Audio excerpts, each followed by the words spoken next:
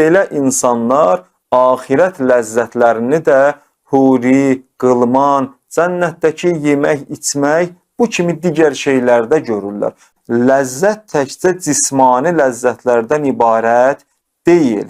Diqqət edin, təəssüflər olsun ki, həqiqətən də bir çox insanlar ləzzətləri sadəcə olaraq ancaq cismani, maddi məsələlərlə məhdudlaşdırırlar ki, ləzzət ancaq bu kimi şeylərdən ibarətdir. Xeyr, ləzzət təkcə bunlarla ibarət deyil. Bəzi insanlar, belə deyək də, insanların xoşbəxt olmasını, onların yemək içməyə, cinsi ləzzətlərin dalınca gedib onlara nail olmasında görürlər ki, bəli, əgər bir insan bu kimi şeyləri ələ gətirə bilsə, o zaman həmən şəxs xoşbəxt insandır. Yəni, əqli yox, digər ləzzətlərin arxasıca düşmək insanların xoşbəxtçiliyi kimi sayılır bəzilərinin düşüncəsində.